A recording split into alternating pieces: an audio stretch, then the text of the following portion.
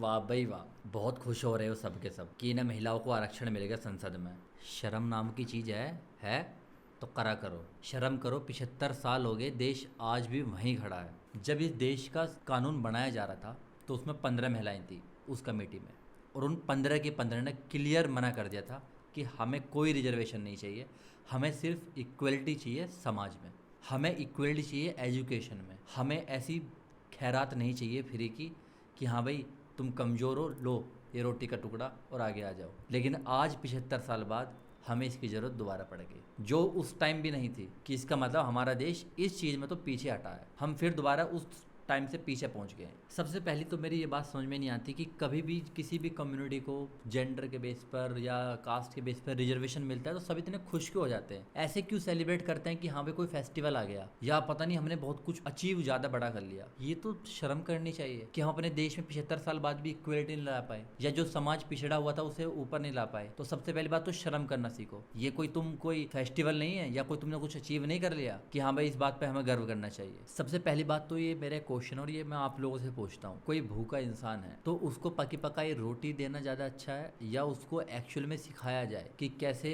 रोटी बनती है ताकि वो फ्यूचर में भूखा ना रहे। लेकिन हम लोग क्या करते हैं, क्या होता है हमारे इस देश में, कोई कम्युनिटी पिछड़ी हुई है तो उसको रिजर्वेशन दे दो, वाह हमने तो बहुत कुछ कर दिया उन लोगों के लिए, अब वो बराबर आ जाएंगे, इक्वल आ जाएंगे। कुछ बैकवर्ड क्लासेस थी उनको रिजर्वेशन दिया गया जॉब में, बहुत सारी जगह सोचा था कि 10 साल में बराबरी में आ जाएंगे, क्या आ पाए, नहीं आ पाए। तो हमें पहली बात तो ये समझने की जरूरत है कि एक्चुअल में प्रॉब्लम क्या है। प्रॉब्लम है एजुकेशन, प्रॉब्लम है सोशल इक्वलिटी। अगर हम समाज में उन्हें इक्वलिटी नहीं दे पाएंगे, सोचो अगर हम उन्हें एजुकेशन इतनी अच्छी दे तो क्या उन्हें जरूरत पड़ेगी इन सब रिजर्वेशन की, शायद नहीं। तो ये सबसे पहली बात तो हमें सोचने की जरूरत है। तो जो ये सरकारें बहुत बड़ा जश्न मनाने लग जाती हैं कि अरे हमने तो इन कम्युनिटी के लिए ये कुछ कर दिया, क्या कर दिया तुम लोगों ने, सिर्फ अपने वोट बैंक के लिए तुम ये कर रहे हो। हम तुम्हारे बात पर तब खुश होंगे जब तुम फोकस करोगे उन कम्युनिटी की एजुकेशन पर, उनकी इक्वलिटी पर। अब ये नारी शक्ति अधिनियम चालू हुआ, सबसे पहली बात तो इसमें देखो आप, SC ST वुमेन को रिजर्वेशन मिला है, OBC को नहीं मिला। क्या OBC की वुमेन बहुत महान बन गई हैं, वो बहुत आगे निकल गई हैं, वो भी वही हैं,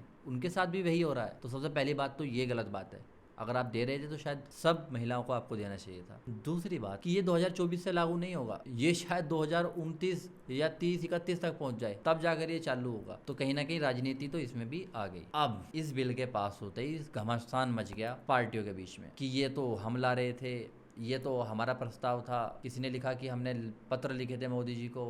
सोनिया गांधी जी ने कहा कि राजीव गांधी उनके खुद हस्बैंड इस बिल को पास करने वाले थे, और कहीं ना कहीं ये सही भी है, सबसे पहले राजीव गांधी जी इस बिल को पास करने वाले थे। खुद बीजेपी इस बात को बहुत बढ़ा चढ़ा कर कह रही है, लेकिन खुद इनके योगी आदित्यनाथ ने, जो उत्तर प्रदेश के मुख्यमंत्री हैं, 2010 में उन्होंने बयान दिया था कि जब आप किसी आदमी के अंदर औरतों वाले गुण देखोगे या औरतों वाली रिस्पॉन्सिबिलिटी उसे दोगे तो वो भगवान बन जाता है। लेकिन जब किसी औरत के अंदर मेल वाले यानी पुरुष वाले गुण आ जाते हैं या आप उसको पुरुष वाली रिस्पॉन्सिबिलिटी दे देते हो तो वो राक्षस बन जाती है। ये सोच है इनकी। हमारे देश में 48% पॉपुलेशन विमेंस की है, लेकिन जब बात करते हैं रिप्रेजेंटेटिव की सिर्फ 15%। गलती तो हमसे हो गई, और बहुत बड़ी गलती हो गई कि शायद हम इन्हें आगे नहीं ला पाए जहाँ इन्हें होना चाहिए था। अगर विमेंस इतनी सारी हैं तो उनके रिप्रेजेंटेटिव भी शायद इतने ही होने चाहिए। और बहुत सारे ऐसे देश हैं जहाँ पर विमेंस रिप्रेजेंटेटिव बराबर हैं या फिर ज़्यादा हैं मेल रिप्रेजेंटेटिव से। तो कहीं ना कहीं हमें ये भी सोचना पड़ेगा, अगर हमें वाकई में ही एक डेवलप्ड देश बनना है या बहुत तरक्की करनी है तो वो सिर्फ पैसे से नहीं,